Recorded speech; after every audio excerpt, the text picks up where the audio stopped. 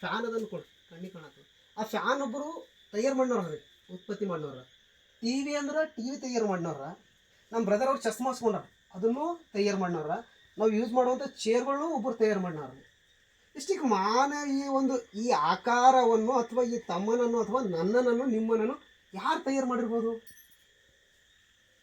ನಾವು ಬೈಬಲ್ ಪ್ರಕಾರ ನೋಡಬೇಕಾದ್ರೆ ಪ್ರಪ್ರಥಮವಾಗಿ ದೇವರು 6 ದಿನಗಳ ಸೃಷ್ಟಿ ಮಾಡಿ 6ನೇ ದಿನದಲ್ಲಿ ಕೊನೆಯ ಪಕ್ಷದಲ್ಲಿ ಮನುಷ್ಯನನ್ನು ಏನು ಮಾಡ್ಯಾನ್ರಿ? ದೇವರು ಉತ್ಪತ್ತಿ ಮಾಡ್ಯಾನ. ಯಾವ ರೀತಿ ಉತ್ಪತ್ತಿ ಮಾಡ್ಯಾನ ಅಂದ್ರೆ ಮಣ್ಣಿನಿಂದ ಏನು ಮಾಡ್ಯಾನ್ರಿ? ಫಸ್ಟ್ ಮನುಷ್ಯ ರೆಡಿ ಆಗ್ಯಾನ್ರಿ, ಹೆಣ ರೆಡಿ ಆಗ್ಯದ್ರಿ. ನಿಮ್ಗೆ ಗೊತ್ತಿಲ್ಲಾರದ ವಿಷಯ ಹೇಳ್ತೀನಿ, ನಿಮ್ಗೆ ಗೊತ್ತದ ನನಗೆ ಗೊತ್ತಿಲ್ಲ.